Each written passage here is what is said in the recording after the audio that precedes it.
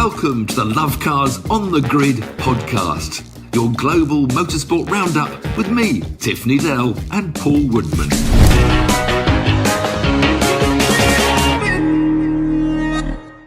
Welcome to Lovecars on the Grid, your global motorsport podcast roundup.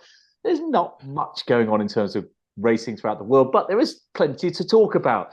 There's a little bit of racing in Abu Dhabi, not a world championship, an intercontinental championship. In fact, the GT championship, which we'll come on to that in a moment. But what we're going to do first, Tiff, I think what's going to be quite exciting is to go through the drivers, the Formula One drivers, because let's face it, that's what we're most we're going to say what we think about the 22 drivers. The 22 drivers, we're going to rank them. We've both ranked our lists. I've got my list in front of me here. I hope you got your list. Yeah. How we both ranked the drivers that competed in the World Championship. Now, this is warts and all, so some fanboys might want to tune away now. But we're going to say it how it is, and how we see it. And that's what beauty. You can comment below whatever you don't like about what we say. We'll have a go at us. We don't mind. It's our opinions. But go easy on me. I'm feeling a bit fragile, actually. Of course, we couldn't do the sadly, we were going to go to this Caterham dinner, and you were all bunged up with your cold. Not COVID, though. This cold. My kids have got this horrible cold going around at the moment. Well, I think that's where I got mine from. I was away for most of the week, and then I got back, and Oliver, my son, he's off all week with this horrible cold, and but he's okay now, and I'm not. But I am actually. I'm just achy. I've put old age aches. But come on, let's kick off with Red Bull, the championship winners, and of course, constructors. Yeah, constructors. So where have you got their two drivers then in the table of 22? Well, you kick off because I mean it's pretty obvious where I've got Max number one, and you've got to have Max number one. I mean, when you win a record number of Grand Prix in the season, some of the races. I was at Spa. His Spa demonstration was just stunning. The way he just left. I mean, he was in the best car of the year, but However, I've got his teammate, a certain Sergio Perez, down in 9th. Okay, well, where have you got Perez then? I've got Perez further down than 9th. Because I've got Perez in 18th position. 18th. The gap between Perez and Verstappen is the biggest gap you've ever had. It's 151 points, the gap between the two drivers. How can you have a second driver? I wanted to put him 22nd, but I just thought that, look, at least he had 3 wins. 16th, did you say? He had 1 win, sorry. No, two wins. I mean, I thought of putting him lower, but the fact he did win 2 Grand Prix. But I think we're trying to rank this on how we feel they performed in the car they were in. And I think that's why you've judged him so low. And he only won the 2 Grand Prix because he deliberately spun the car in Monaco, which put him ahead of Max on the grid. And secondly, in Singapore, which is another no overtaking circuit, really, where Max he lost his qualifying and he ran out of fuel, so he didn't have enough petrol to be checked, and so he had to be well down the grid. So he did a good job holding off the opposition in his very vastly superior car. No, he didn't, Tiff. No, he didn't. No, on those 2 races, he just drove and he held them off. He drove faultless races. He had a horrific season if you compare him against, and the only way you can compare a Formula One driver is against their other driver. He had a horrific season. Well, I added up as well. The statistic that I think damns him is the fact that he only had 7 second places. So out of 22 races, he had the 2 wins and just 7 second places when he should have had 10 or 15 second places, really. Wow. But so we both marked Checo down. I'm sorry, Checo fans, but we've sort of been saying this for the last few Grand Prix, haven't we? How disappointing he was in each race. So. Right. And we're talking about on the track, but also a Grand Prix driver's got to have a bit of personality, got to have a bit of zest about them, and he's just seems so dull as well. It's just but not that we're judging. Well, I'm not judging on personality, on character, because mine's awful anyway. So who am I to judge on his good character? Now the Ferrari boys, I didn't know where to put them. I went up and down and up and down and up and down. But in venture, I put Leclerc 3rd. Not say who he's behind. Where have you put Leclerc? Yeah, I've got him 5th. I got Charles Leclerc 5th, and I've got Carlos. Don't say 6th. the other ones. I've 3rd and 7th. I put Carlos 7th. Okay. I mean, I thought Charles but he was quick, and in some races he was, on it all the time. But he made so many mistakes, so many errors. Imola he fell off, didn't he? And then at Paul Ricard he fell off, and then the car let him down, which wasn't his fault, but. I thought by the end of the season, he was sort of back on form and solid and doing some good drives, but then the car wasn't good enough. And of course, he won 3 Grand Prix, so you can't take that away from him. So yeah, I thought he was probably the third. And he suffered so much. I thought it was quite good with the balance. He was happy to criticise Ferrari openly on the radio, so he wasn't holding back his criticism of the team. And there was plenty to criticise about, and we'll come on to that in a moment. Who they've replaced? No replacement yet for Binotto, I don't think. No, the only news we had, was the news that we don't have any news about Binotto going to anywhere. So I put him third, and then Carlos seventh. He won the British Grand Prix, but a bit like Checo, he lucked into one because Leclerc's tyres, all that team order, the pace car came out. I mean, Leclerc was really heading to win Silverstone quite easily when, again, a safety car intervened and he had the wrong tyres on and he had to stay out because Ferrari mucked him about. So Sainz lucked into his first ever Grand Prix win. So, yeah, solid from Carlos, but not spectacular. Yeah, and don't forget that Charles was 46 points ahead at one point of the season. And not only did he lose the lead, but he lost it spectacularly. He lost the championship by 100 and something points. So 146 points to be precise. So you've got Charles down in fifth, and I've got Charles third. Yes, Charles fifth and fifth, Carlos sixth. So surely a Mercedes driver must be your second best driver of the year. Nope.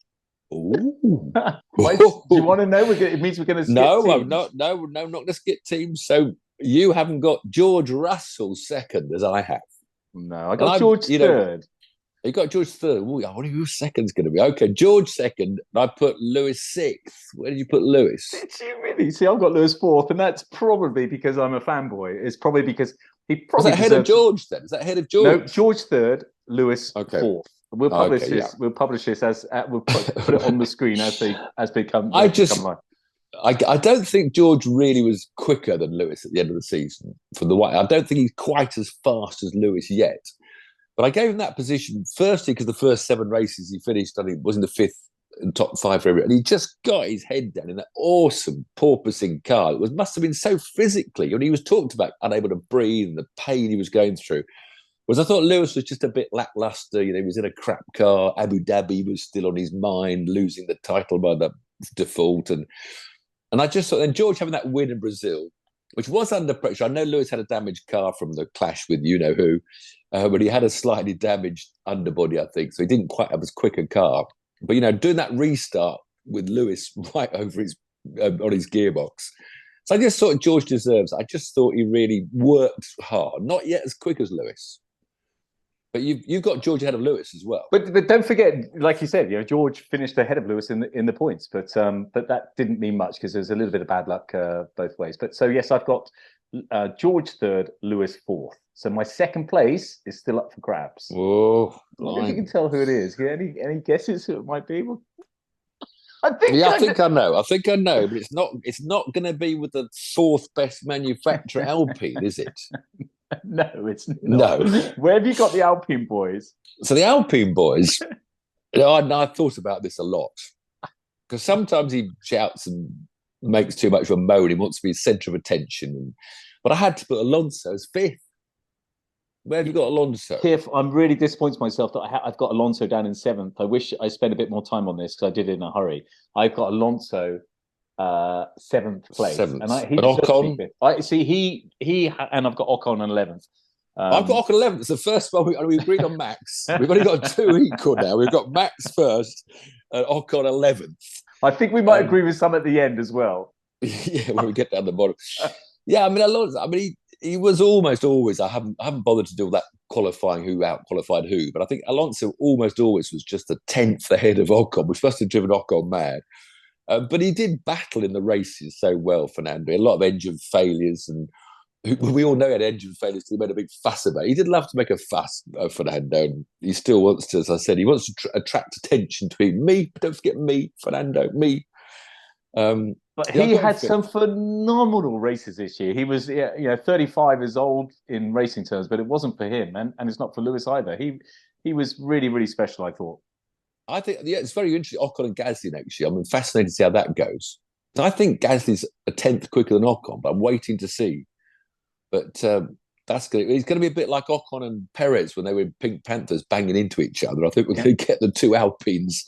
Well, mind the Alpines were already banging wheels because this year, Ocon didn't give way to Alonso, did he? So Ocon always seems to be quite happy to clash wheels with his teammates. So the Alpine's going to be an interesting one.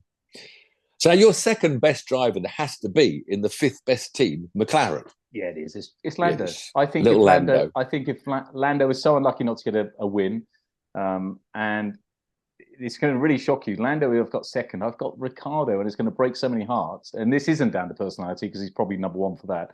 I got him as 19th. Same as me. Have you? We really? both got Ricciardo's 19th. Wow.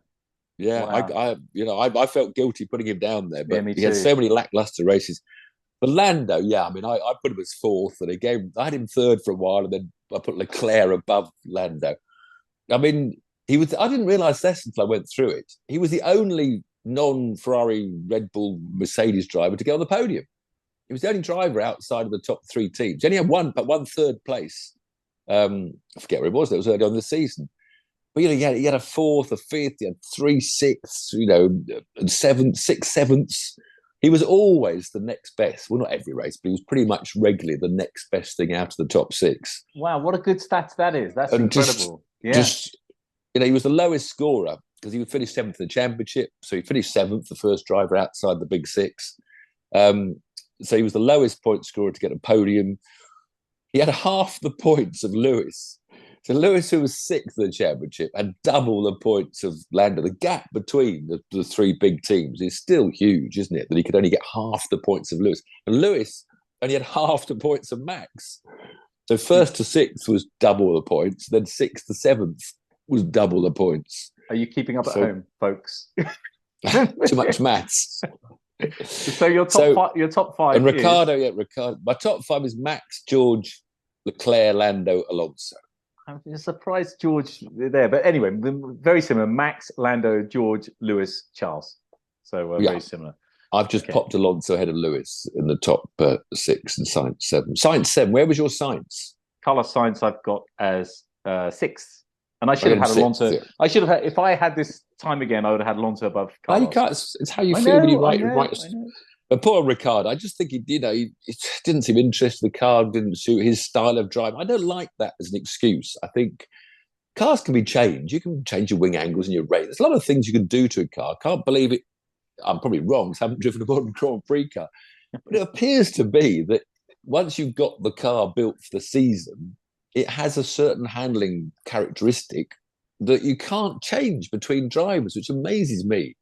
Like even the Red Bull, they always say that Max loves a loose rear end. He can drive, he can turn in, and Checo couldn't do that. Well, Perez went for about half the year, didn't he, saying, the car doesn't suit me. It's a popular complaint, and it's a sad thing if it's true that you literally can't change the car to suit a different driving style. Be some sort of setup you can do. Is that true? Is it, Tiff? I'm really shocked by that. Some sort of setup, because we all seems to be favour slightly different ways, I'm sure, but. Yeah. But I guess these guys at the very top, you give them anything to drive and they will adapt to drive whatever that is, I suppose. But well, that's what you'd hope the drivers could. Ronnie Peterson was always famous, never really tested, just used to drive. However it handled, he'd just wring its neck. But you can't do that with these modern cars. They've got an inherent inbuilt understeer or oversteer, and it would appear that you just can't adapt it. Okay. So where do we get down to? That's 1, 2, 3, 5 teams. 6 was Alfa Romeo, which I thought had They had a disappointing season. You know what? I've got Bottas. He finished 10th in the championship. I've got Bottas in 9th actually, because it was solid. He what I looked at was how much further he was than his teammate as well, and I just took all that into consideration. And he was so much better. Well, I'm afraid I've done the opposite. I've put Bottas down in 17th, one place behind Zhou in 16th. Where's Zhou for you then? I got Zhou in 21st. Well, I thought Zhou, a rookie season, he's not a sensational driver. I think to be fair, he's only there because he's Chinese and he's got some backing. And he won the Formula 2 last year. But he's done Formula 2 for 3 seasons. He's a bit of a Latifi, really. So I almost see Zhou as a Latifi. Now, Bottas can't, with all his experience, blow Zhou into the weeds, which he didn't really. I just thought Bottas...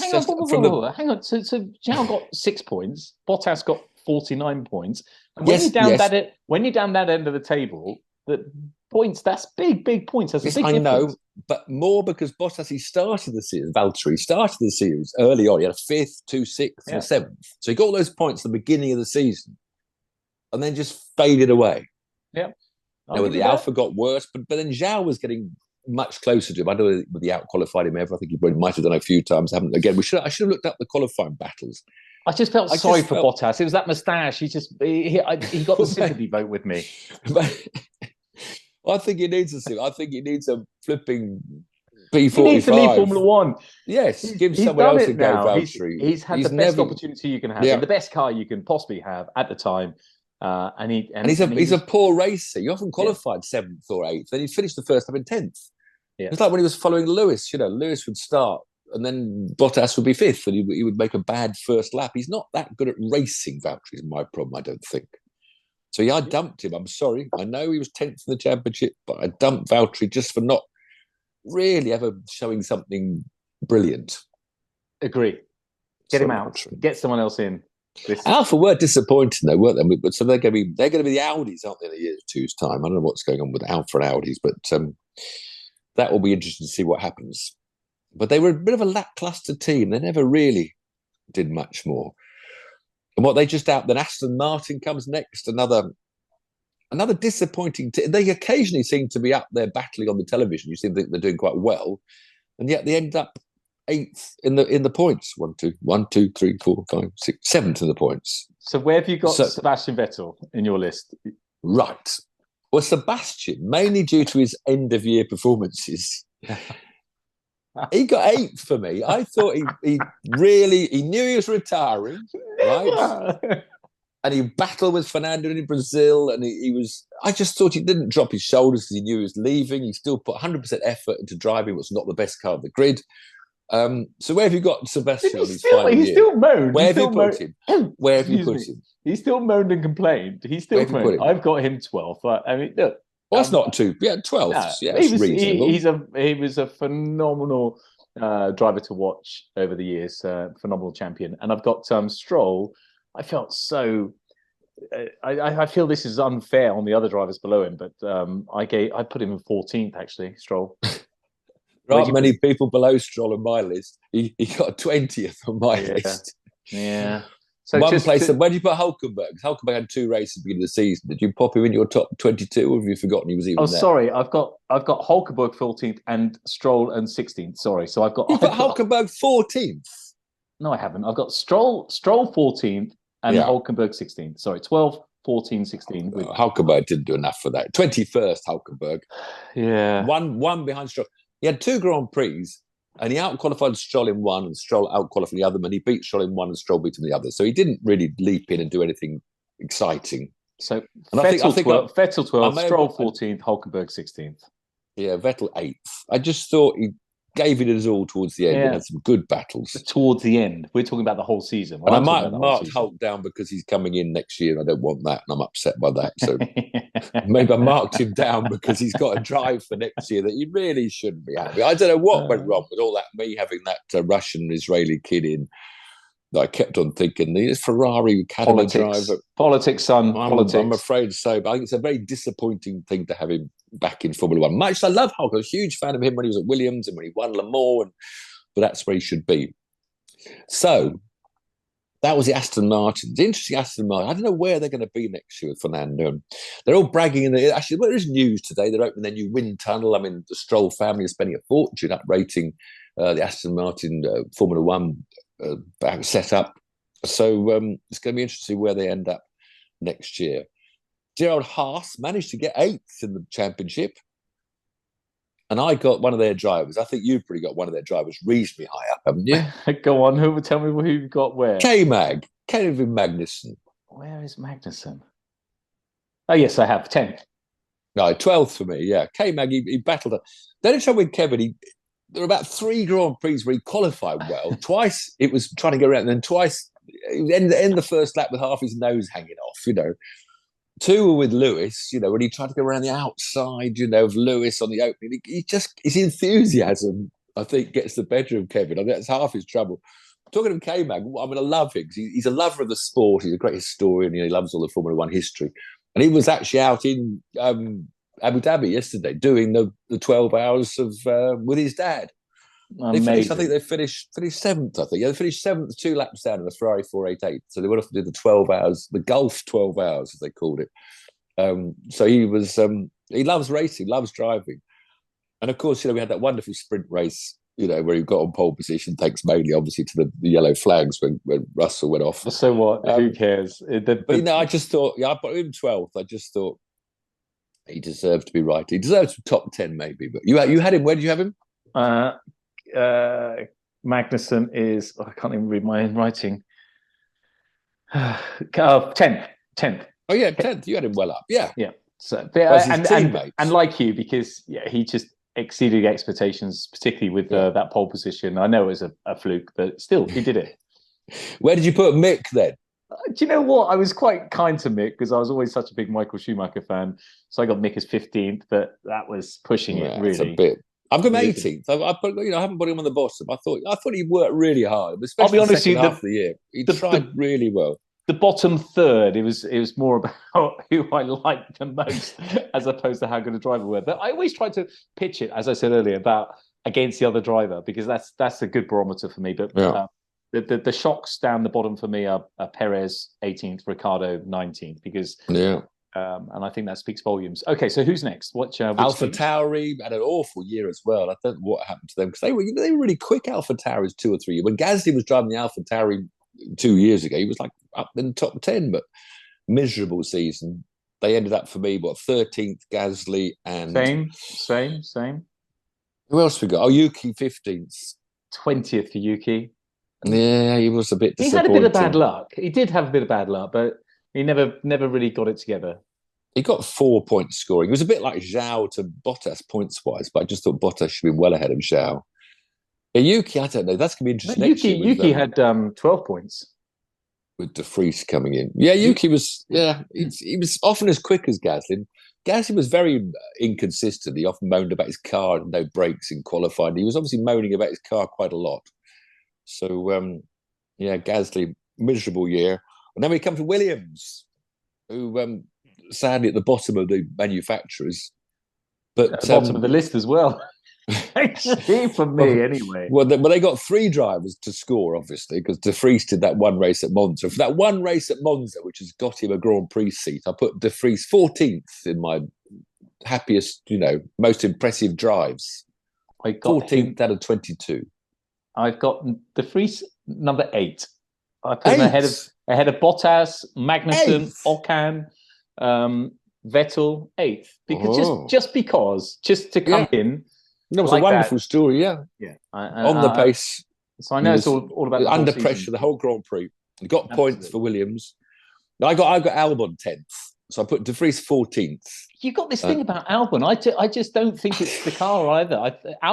Don't forget Albon had a chance. I know he's a rookie, but he had a chance of one of the best cars.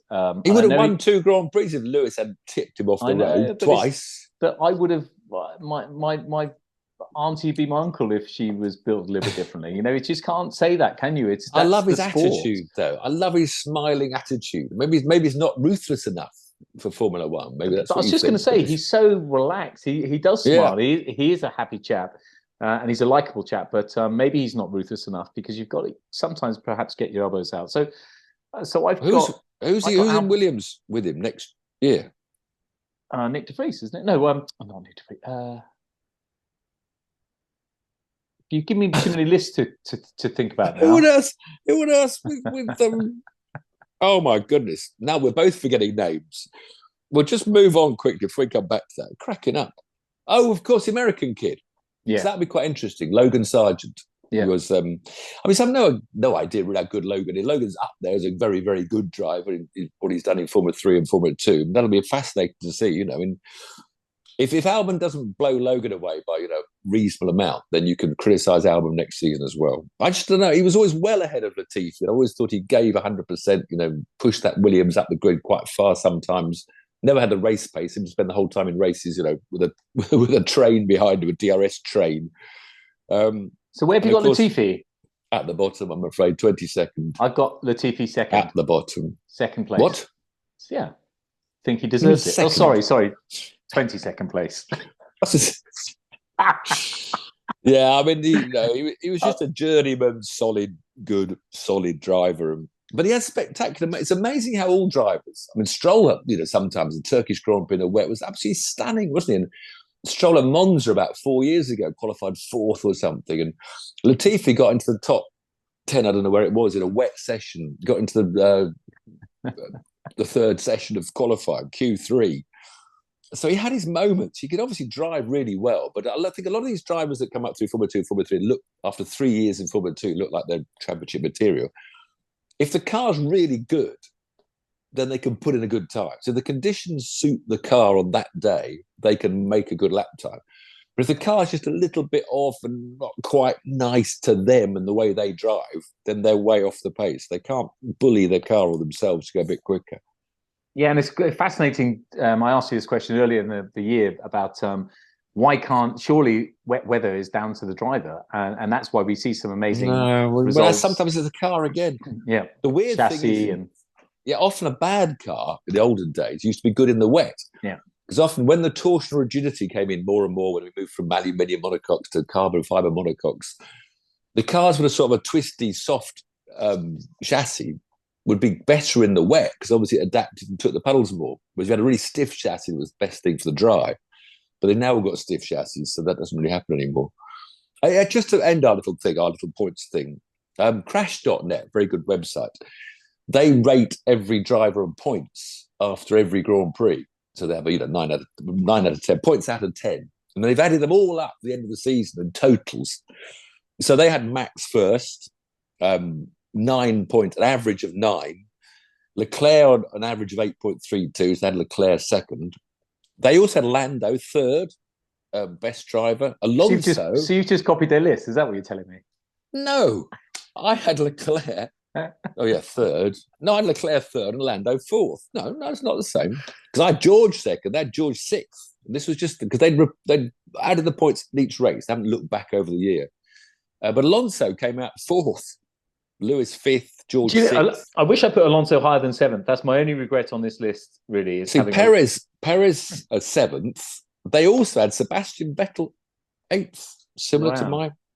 Ocon ninth, Sainz down in 10th, Albon 11th, Bottas 12th, K-Mag 13th, Gasly 14th, Stroll 15th, Zhao 16th, Yuki 17th, Mick Schumacher 18th. See, they had Ricciardo 19th. Same. All three of us, 19th. All three of them, yeah. And Ricciardo's average score was 5.68. A shame. And it is time for him to move on. There's no question. Latifi was 4.55. It's amazing, actually, because there was only one driver that averaged 9, that was Max. Only one driver that averaged over 8, which was Leclerc. And then 1, 2, 3, 4, 5, 6, 7 drivers averaged over 7, big gap. And then 1, 2, 3, 4, 5, 6, 7, 8 drivers averaged over 6. So big chunks, small gap at the top, Max Leclerc, small group at the bottom. Max was phenomenal. Yeah, he was absolutely phenomenal. Broke records all over the place. Phenomenal. He was phenomenal, and that's another reason why Perez for me is 18th. Max was phenomenal, made Perez look even worse more average than he actually was. Any other Formula One stats before we move on? No, move on. Any other news? I've got one. Oh, you got a stat? Okay, all right. Okay. In the last 10 years, Ferrari have had 23 wins in Formula One in the last 10 years. Yeah. In the last 2 years, Red Bull have had 25 wins. Whoa. How about that? I think that's really... No, I hate stats. All sports... Have you watched the World Cup? I watched a bit of that footballing stuff. There's more stats coming out now, and the last goals... every sport seems to be getting obsessed with more and more stats. You're still not better, are you? Look, you're still coughing and splurging. I meant to say I've done a Twitter podcast. Twitter, what are they called? Twitter poll. Mentioned that we'd done that thing about Brown and his flipping active aero, and said, I said, will active aero in 2026 make it Formula One better or worse And it's 25% think it'll make it better. So I'm a bit disappointed. About 75% agree that it's going to make Formula One worse. I'm still convinced it will. I did a tweet as well. I got out of my sick bed. There's 8 minis here that the guys have been filming while I was away and I had to go and charge one, and the charger wouldn't work in my local town, and I was freezing cold, shivering, and the charger wouldn't work. So I did a tweet as well today. It's so frustrating. Anyway, moving on. So the Gulf 12 Hours race on Sunday. James Collado was part of the three Ferrari drivers that took the win. Isn't there like 30 odd cars or something silly? 34 cars. Well, it was the last round, wasn't it? This Intercontinental GT Championship, which nobody really follows. I bet there were no spectators. It's just for the amateur driver, I'm sure, Tiff. Yeah. Well, they're all this GT3's big stuff. And they're sort of, you're building up to the GT3's joining Le Mans next year, so that's going to be the way to go. But I wouldn't want to go and drive for 12 hours in that soulless circuit. Everyone getting track limits warnings because you can run off everywhere. GT cars should be at Spa and Silverstone and Sebring, of course, which is where the World Championship starts next year. But how do you know in another 30 years' time people aren't going to be looking back at a new circuit? If we don't go to new circuits, we'll never know. Maybe we will. But people will be looking back in 30 or 50 years' time and saying, wow, Abu Dhabi was just the most sensational circuit for GTs. We know it probably isn't. They've got no corners with weirdness and oddity and bits of grass and chunks and adverse cambers and dips and undulation and oh dear. They're just so the Magnusons, as I said, they were fun. They finished 7th overall. There were about 4 different classes. Imagine doing that with one of the boys. Harry's a good racer. He could have done something good. Your son Harry, he's been out in the Caterham a few times. You imagine being able to do something with him like that. It'd be amazing. Where they find the budgets? Oliver, my son, he's 11. He went away with my friend yesterday. Went out because I couldn't go out. I wasn't well, and took him to a runway, and it was a little bit icy. Manual Mini, 11 years old. He's doing handbrake turns, driving a manual car. Absolutely brilliant. I'm so pleased for him, and he loves it as well. So it's so much fun. Yeah. So next week the Formula E's. We'll have a little chat about Formula E's. Hopefully, there'll be other news coming up. We want to do this? Are we talking about the cars or the drivers? Well, they got the whole teams. They've got 3 days testing in Valencia this week on Tuesday, Wednesday, Thursday. It's the new Gen 3 car with no front brakes. Only got why regen. are they not doing front brakes? I mean, for those who don't know, because it's got regen. It was regenning off the front wheels, I think. Because you rely on your front brakes more than your I know. So will it be the fly-by-wire braking system that sorts it out? Because, when you're regenning, you've got more. Anyway, it would terrify me. They've got pointy noses. They got wings. They've got pointy bits. I don't know what they're doing. But you never know. Maybe this new gen, they are talking about pit stops next year, 2023 championship, maybe not the first 3 rounds. They're talking about a compulsory 3-minute recharge pit stop, or 2 minutes. I'm not sure what the timing was. So we'll come back to that news of who's driving what, Formula E, and what we found out from the test session. Plus, hopefully, who's going to run Ferrari next year. You fancy Never can look forward to your brother, Barwell Motorsports. He doesn't fancy. Yeah, I can run Barwell, run Ferrari. They won't. But there's bound to be other news. He's a Lamborghini boy. We'll have a quick bit of sherry maybe next week for Christmas while we're having our podcast. So the only other bit of news I've got, remember little Harry George that we thought he was the youngest Caterham driver last year? Yes. So he's going on to do British GT in a McLaren Artura. So he did Caterham Academy, then went up to 310s, finished runner-up by a point, I think, in both, or very close in both, and now he's GT3 or 4? 4. GT4. Yeah. I was going to say it's quite a big jump to GT3. But who's he with? Has he had to get sponsorship, or has he got a friend? I think his father Ronnie is got enough looking after things, but I think they are getting a sponsor as well. So, but don't sponsor them, sponsor us. We're not. The amount of tweets we get about, hey, are you allocating all the sponsorship budget for next year? And I just feel so bad because we need it. We could do a Lovecars GT4, you and me driving, if we can find the sponsorship. I wonder what the budget is for that for a year. It's got to be like 300 grand or more. I don't know, 400 grand. I have no idea. I know. I would genuinely prefer to do Caterham. Just go and do the 310s of Caterham. Sometimes you damage an Artura. Imagine the cost if you damage these flipping GT3 cars. But not for that. I just think for the the community, the camaraderie, all the boys, Joe, Paul, Mark, Fred, all the lads as well. Maybe we'll get some sponsorship next year. We've got to go the other way. You, me, and Joe go out in the the Citroen C2 24-hour race or something. C1s, are they? If you have any thoughts and ideas, lovely listeners and viewers, on what you'd like us to talk about, we've got our thoughts and ideas, but because there's not that much racing going on over Christmas, let us know. We'd love to hear your thoughts and views and have a glass of sherry next week. Chin chin. That's for old people. So we have to. Cheers, guys. Thanks for joining. Cheers.